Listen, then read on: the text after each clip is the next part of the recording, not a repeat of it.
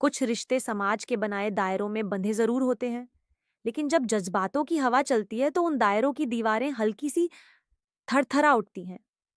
अमित और नेहा के बीच भी एक ऐसी ही अनकही अनजानी डोर खिंच गई थी।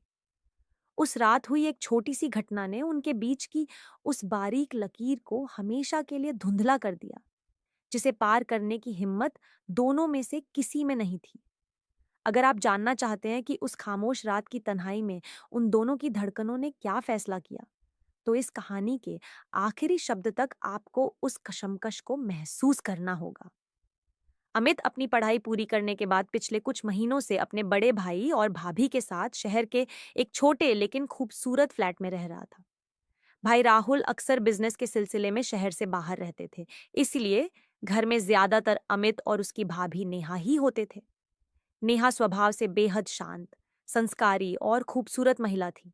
उसकी आंखों में एक अजीब सी गहराई थी, जो अक्सर अमित को अपनी ओर खींचती थी। अमित अभी 24 साल का एक युवा लड़का था, जिसके दिल में नेहा के लिए सम्मान तो था ही, लेकिन धीरे धीरे उस सम्मान के पीछे एक अनजाना आकर्षण भी पनपने लगा था। नेहा जब भी अपनी रेशमी साड़ियों के पल्लू को संभालते हुए रसोई में काम करती या अपनी खनखती चूड़ियों के साथ अमित को खाना परोसती, तो अमित की नजरें अक्सर उसकी कलाई, उसकी सुराहीदार गर्दन और उसकी कमर के झुकाव पर टिक जाती थी। नेहा भी इस बात से पूरी तरह अनजान नहीं थी। जब कभी अमित की निगाहें उसके चेहरे या उसकी पीठ पर ठहरती, तो नेहा के गालों पर एक हल्की सी लाली दौड़ जाती। वह तुरंत अपनी साड़ी को ठीक करती, लेकिन उसकी इस घबराहट में कोई गुस्सा नहीं, बल्कि एक अजीब सा सुकून छुपा होता था। वह जून के महीने की एक उमस भरी रात थी। दोपहर से ही आसमान में काले बादल छाए हुए थे और रात होते होते तेज आंधी के साथ मूसलाधार बारिश शुरू हो गई। बिजली की कड़कड़ाहट से पूरा शहर गूंज रहा था। राहुल उस रात भी एक जरूरी कॉन्फ्रेंस के लिए दिल्ली गए हुए थे। रात के करीब 11 बज रहे थे।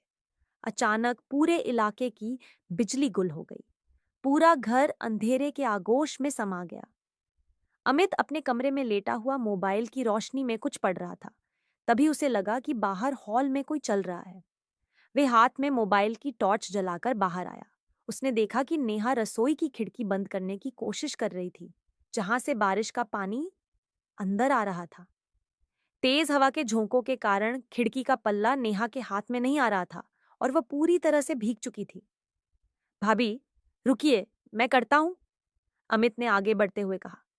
अमित ने नेहा के पास पहुंचकर खिड़की के पल्ले को पकड़ा और अपनी पूरी ताकत लगाकर उसे बंद कर दिया।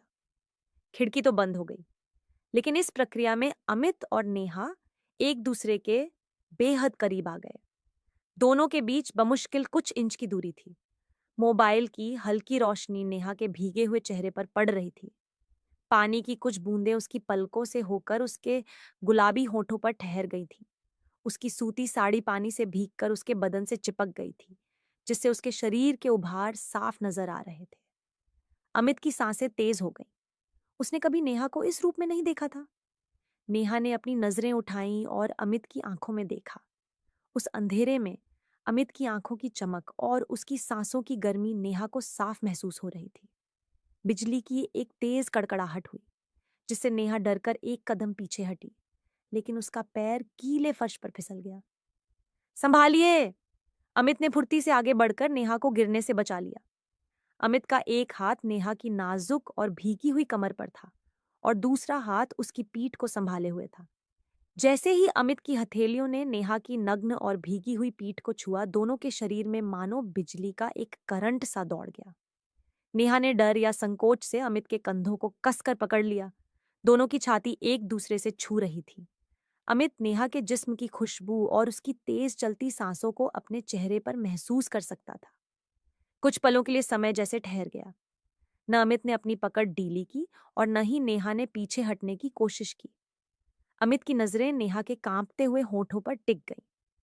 उसने धीरे से अपने हाथ की उंगलियों से नेहा के चेहरे पर आई भीगी जुल्फों को कान के पीछे किया। उसकी उंगलियों का नेहा के गालों से छूना इतना जादुई था कि नेहा की आंखें धीरे से बंद हो गईं। अमित का दिल जोर जोर से धड़क रहा था।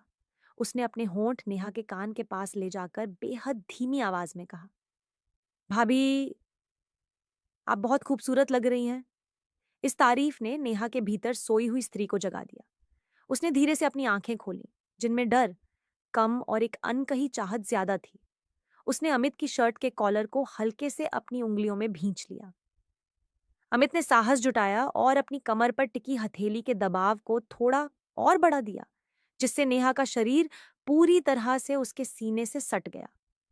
नेहा के मुंह से एक दबी हुई आह निकल गई।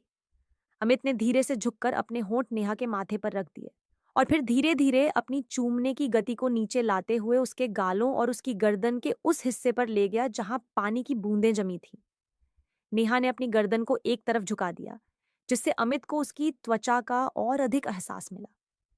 नेहा के हाथ अमित की पीठ पर कसते चले गए। दोनों एक ऐसे मोड़ पर खड़े थे जहां से वासना और प्रेम की सीमाएं धुंधली हो रही थीं। अमित के हाथ नेहा की पीठ से होते हुए धीरे धीरे उसकी कमर के निचले हिस्से की तरफ बढ़ रहे थे। नेहा भी उस हल्के और मीठे एहसास में डूबती जा रही थी। तभी अचानक बाहर गली में एक गाड़ी के हॉर्न की तेज आवाज हुई और साथ ही घर के इन्वर्टर ने एक हल्की सी बीप की आवाज की, जिससे हॉल का एक छोटा बल्ब जल उठा। रोशनी के उस हल्के से झोंके ने दोनों को हकीकत की दुनिया में वापस ला दिया। नेहा ने झटके से अमित के सीने पर अपने हाथ रखे और धीरे से उसे खुद से दूर कर दिया।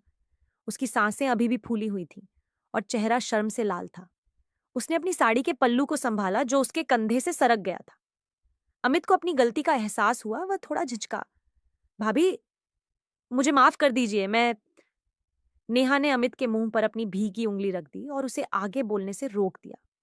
उसकी आंखों में कोई नाराजगी नहीं थी, बल्कि एक गहरा एहसास था।